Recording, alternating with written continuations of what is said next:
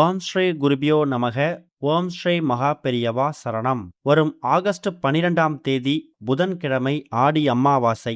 இப்ப நாம சொல்லக்கூடிய இந்த ஒரே ஒரு விதை உங்க கையில இருந்தாலே போதும், வாழ்க்கையே மாறும், பணம் சேரும், செல்வம் வரும். அது என்ன வழிபாட்டு முறை, என்ன விதைன்னு பார்க்கறதுக்கு முன்னாடி நம்மளோட வீடியோஸை இப்போதான் நீங்கள் ஃபர்ஸ்ட் டைம் பார்க்குறீங்கன்னா மறக்காமல் சப்ஸ்கிரைப் பண்ணிக்கோங்க.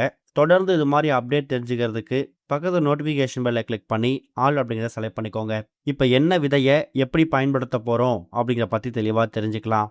அமாவாசை அப்படிங்கிறது நம்ம பித்ருக்கள் வழிபாட்டுக்கு இருக்கக்கூடிய முக்கியமான ஒரு நாள். ஒரு மனிதர் ஒரு வருஷத்துக்கு 96 வகையான தர்ப்பணங்களை பண்ணணும்னு சாஸ்திரங்களை சொல்லி வச்சுட்டு போயிருக்காங்க. ஆனால் இப்போ இருக்கக்கூடிய காலகட்டத்தில் எல்லோராலையும் ஒரு வருஷத்துக்கு 96 வகையான தர்ப்பணங்களை பண்ண முடியாது. அதுக்கு மாற்று வழி தான் தமிழ் மாதங்களில் 12 மாதங்களில் வரக்கூடிய ஒரு சில அமாவாசை நமக்கு வரப்பிரசாதம். அந்த ஒரு அமாவாசைகளையும் நம்ம முறையாக வழிபட்டு திதி தர்ப்பணம் கொடுத்து முன்னோர்களை வழிபாடு செய்யும் போது 96 வகையான தர்ப்பணங்களை செய்த அதுக்கு ஈடான பலனை பெற முடியுமா? அதுலேயும் ஒரு சில மாதங்களில் வரக்கூடிய அமாவாசை, மாசி அமாவாசை, தை அமாவாசை, மகாலய அமாவாசை, இப்போ ஆடி அமாவாசை, 12 தமிழ் மாதங்களில் வரக்கூடிய அமாவாசையிலேயே மிக சிறந்த தலைச்சிறந்த அமாவாசை எதுன்னு கேட்டிங்கன்னா ஆடி அமாவாசை தான். ஏன் தெரியுமா? ஆடி மாதம் முழுக்க முழுக்க இறை வழிபாட்டுக்கு மட்டுமே ஒதுக்கக்கூடிய மாதம். நம்ம மனதும் உடம்பும் தூய்மையாக இருக்கக்கூடிய இந்த ஒரு மாதத்தில் வரக்கூடிய அமாவாசை எப்பொழுதுமே தனி சிறப்பு வாய்ந்தது தான். பித்ரு சாபம், பித்ரு தோஷம் இது எல்லாத்தையும் நீக்கக்கூடிய அற்புதமான ஒரு நாள் ஆடி அமாவாசை. முன்னோர்களுக்கு செலுத்த வேண்டிய அந்த பித்ருக்கடன் எதுவாக இருந்தாலும் ஆடி அமாவாசை அன்னைக்கு நம்ம செலுத்திட்டோம்னா நாம நல்லா இருக்கிறது மட்டும் இல்லாமல் நம்முடைய சந்ததியினரும் சந்தோஷமாக நிம்மதியாக இருப்பாங்க.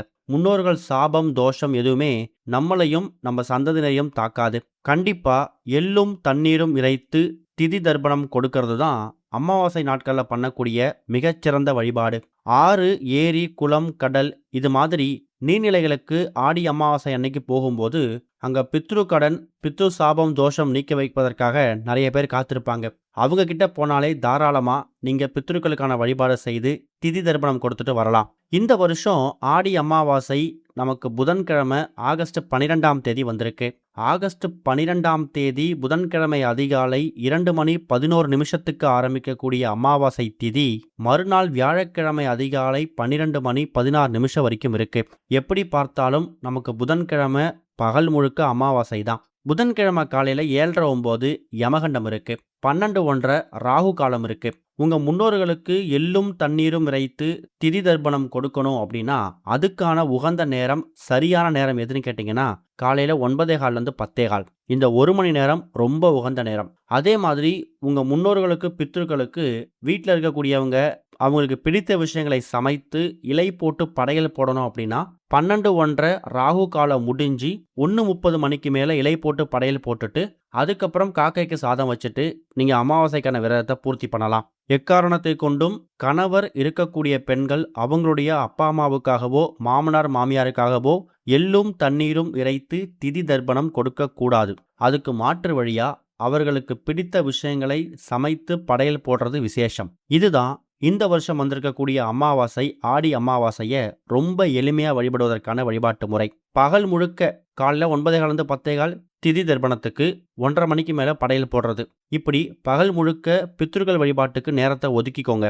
மாலை ஒரு 6-7 மணிக்கு மேலே கண்டிப்பான முறையில் உங்கள் வீட்டில் இறை வழிபாடு செய்யணும். குல தெய்வம், இஷ்ட தெய்வம் ஆரம்பித்து எல்லா கடவுளையும் ஒரு சேர வணங்குவதற்கான நாள் இந்த ஒரு அமாவாசை. ஆடி அமாவாசை மட்டும் இல்லை, அமாவாசைக்கு பிறகு வரக்கூடிய எல்லா மாதங்களும் நமக்கு வளர்பிறை நாட்கள் தான். அப்படி வரக்கூடிய அந்த வளர்பிறை நாட்கள் நமக்கு சுபிக்ஷத்தை ஏற்படுத்தணும் அப்படின்னா நாம சில பரிகாரங்களையும் தாந்திரிகங்களையும் பண்ணலாம். அப்படி பரிகாரத்துக்கு ஒரு சில பொருட்களை பயன்படுத்துவோம்ல, அதுல ஒரு முக்கியமான பொருள், லட்சுமி கடாட்சம் நிறைஞ்சிருக்கக்கூடிய ஒரு பொருள் தான் இந்த ஒரு விதை. பார்த்ததும் சில பேர் கண்டுபிடிச்சிருப்பீங்க. சில பேருக்கு இது என்ன விதை அப்படிங்கிறது தெரியாம கூட இருக்கலாம். ரொம்ப எளிமையா சொல்லணும்னா நாவல் பழ விதை. ஒரு சில பேர் கேட்கலாம், இப்ப நாவல் பழ சீசன் முடிஞ்சிருச்சு, இந்த நாவல் பழ விதைகளை எங்க வாங்குறது?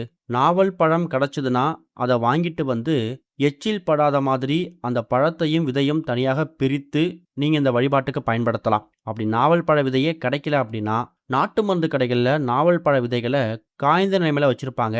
அதையும் நீங்கள் வாங்கி வச்சுக்கலாம், தப்பு கிடையாது. ஃப்ரெஷ்ஷாக பழத்துலேருந்து எடுக்க முடியும் அப்படிங்கிறவங்க நேரடியாக பயன்படுத்திக்கலாம். இந்த நாவல் பழ விதையை பயன்படுத்துறதால என்ன மாதிரி பலன்கள் கிடைக்கும்? சனி பகவானோட அருளும் பரிகாரமும் சேரும். நாவல் மரம் அப்புறம் அதோட விதைகள் சனி பகவானுக்குரிய விருட்சம். தானிய பிரதிநிதியா கருதப்படுது. 7.5 சனி, அஷ்டம சனி இது மாதிரி சனி திசை நடக்கக்கூடியவங்க நாவல் பழ விதைகளை பூஜையில வச்சு பூஜை பண்ணும்போது சனி பகவானோட கெடுபலன்களை அது குறைக்கும். அடுத்ததா ராகு கேது தோஷ சாந்தி. நாவல் பழத்தோட அந்த அடர் கருநீல நிறம் இருக்கு இல்லையா, அதோட விதை ராகு கேது அப்புறம் நிழல் கிரகங்களோட எதிர்மறை ஆற்றலை ஈர்க்கக்கூடிய தன்மை கொண்டது. வீட்டில் ஏற்படக்கூடிய துர்சக்திகள், எதிர்மறை எண்ணங்கள் நீங்க இந்த நாவல் பழ விதைகளை பயன்படுத்தலாம். பொதுவாகவே ஆன்மீக அதிர்வுகளுக்காகவும் நேர்மறை ஆற்றலை உண்டு பண்ணவும் இதை பயன்படுத்தலாம். வீட்டில் மன அமைதி ஏற்படணும், வீட்டுக்குள்ள இருக்கக்கூடிய எதிர்மறை எண்ணங்கள், ஒரு நெகட்டிவ் வைப்ரேஷன் வெளியேறணும் அப்படின்னு நினைக்கிறவங்க இந்த நாவல் பழ விதைகளை பயன்படுத்துவாங்க.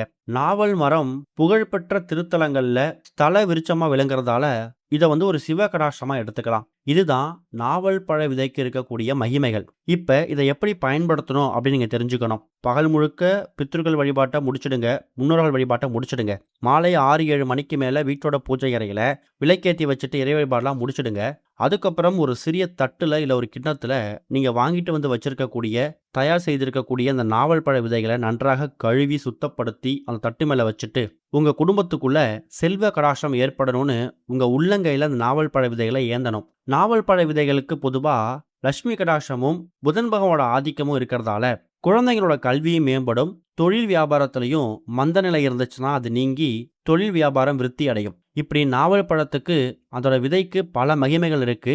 மகாலட்சுமி வாசம் செய்யக்கூடிய பொருளும் இந்த நாவல் பழ விதை தான். உங்க மனசுக்குள்ள என்ன மாதிரி கோரிக்கைகள் இருக்கு, என்ன வேண்டுதல் இருக்கோ அது எல்லாத்தையும் அந்த நாவல் பழ விதைகளை உள்ளங்கையில ஏந்திக்கிட்டு ஆடி அமாவாசை தினத்துல வீட்டுக்குள்ள லட்சுமி கடாட்சம் பெருகணும் அப்படிங்கறதுல ஆரம்பிச்சு பொருளாதார பிரச்சனை, கடன் பிரச்சனை, உங்க குழந்தைங்களோட கல்வி மேம்படணும்னு பலவிதமான கோரிக்கைகளை முன் வச்சு நீங்க வேண்டிக்கலாம். அதுக்கப்புறமா ஒரு அரை மணி நேரத்துல இருந்து 1 மணி நேரம் இந்த நாவல் பழ விதைகள் பூஜை அறையில அப்படியே இருக்கட்டும். நீங்க உங்க அன்றாட வேலை பார்க்கலாம். இரவு தூங்க போறதுக்கு முன்னாடி, அதாவது அமாவாசை திதி முடியறதுக்குள்ள ஒரு சிறிய கவர் இல்லைன்னா ஒரு துணியில அந்த நாவல் பழ விதைகளை வச்சு ஒரு மூட்டையாவோ கட்டி இல்லை கவரில் பேக் பண்ணி இதை உங்கள் வீட்டில் எங்கே வேணாலும் நீங்கள் வச்சுக்கலாம். உங்கள் வீட்டோட மெயின் ஹாலில் வைக்கலாம், இல்லை உங்கள் கணவர் வியாபாரம் செய்யக்கூடிய தொழில் செய்ய இடத்துல வச்சுக்கலாம். இல்லை உங்கள் குழந்தைகளோட கல்வி மேம்படணும் அப்படிங்கும்போது அவங்க தினமும் இருக்கக்கூடிய படிக்கக்கூடிய அந்த ரூமில் வச்சுக்கலாம். உங்கள் வீட்டோட வரவேற்பறை, பீரோ, பூஜை அறை இது மாதிரி உங்களுக்கு எங்கே தோணுதோ அந்த இடத்துல இந்த நாவல் பழ விதைகளை வச்சு செவ்வாய் மற்றும் வெள்ளிக்கிழமைகளில் தூபதீபம் போட்டுக்கிட்டே வாங்க.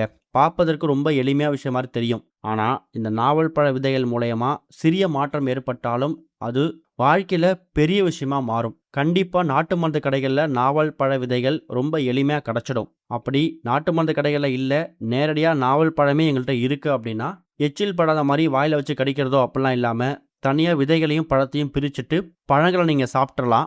விதைகளை மட்டும் இந்த பரிகாரத்துக்கு பயன்படுத்திக்கோங்க. ரொம்ப அதிகபட்சமாக இப்போ நீங்கள் வீடியோவில் பார்க்குற மாதிரி ஒரு 10 விதை 11 விதை கிடைக்கணும் அவசியம் இல்லை. குறைந்தது 3 கிடைச்சா கூட பயன்படுத்தலாம், தப்பில்லை. ஓம் ஸ்ரீ குருபியோ நமக. ஓம் ஸ்ரீ மகா பெரியவா சரணம்.